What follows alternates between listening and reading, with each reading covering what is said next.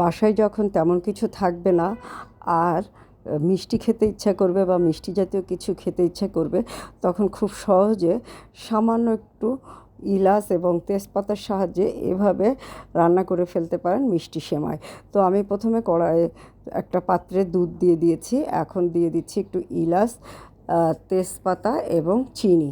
তো ইলাচ তেজপাতা চিনি দিয়ে আমি দুধটাকে ভালো করে জাল করে নিব। দুধটা ফুটে উঠলে দুধটা একটু বেশি সময় নিয়ে জাল করব, 10-15 মিনিট এর উপরে জাল করব।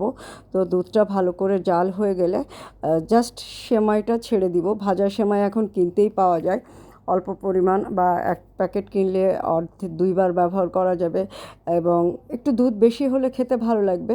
বাট এভাবে শুকনো সেমাই যদি কারোর পছন্দ থাকে বা খেতে ভালো লাগে, তারাও কিন্তু এভাবে খেয়ে দেখতে পারেন, খেতে কিন্তু ভালোই লাগবে। তো এখন দুধটা ফুটে উঠেছে, এখন অল্প পরিমাণ সেমাই দিয়ে দিলাম। সেমাইটা দিয়ে হয়তো 2-3 মিনিট এটাকে আমি একটু ভালো করে জাল করে নিব। জাল করে নামিয়ে একটা ঢাকনা দিয়ে ঢেকে রেখে দিব। দুধটা শুকিয়ে যাবে এবং সেমাইটাও কিন্তু ফুলে উঠবে, খেতে বেশ টেস্টি লাগবে।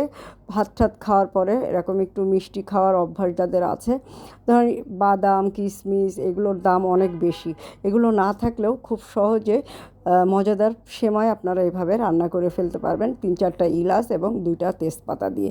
তো হয়ে গেল আমার সেমাই রান্না, আর খুব সহজে রান্না করে ফেললাম। কে কে আমার মতো করে রান্না করেন একটু কমেন্ট করে জানাবেন। আর আজকের ভিডিওটা এই পর্যন্ত।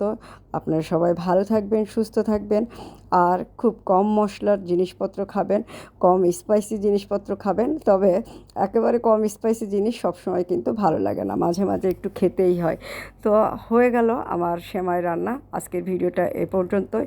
আপনারা ভালো থাকেন, সুস্থ থাকেন, আমার পেজের সাথে থাকেন। যারা আমার পেজটা এখনও ফলো করেনি তারা পেজটা ফলো করে দিবেন। আল্লাহ হাফেজ।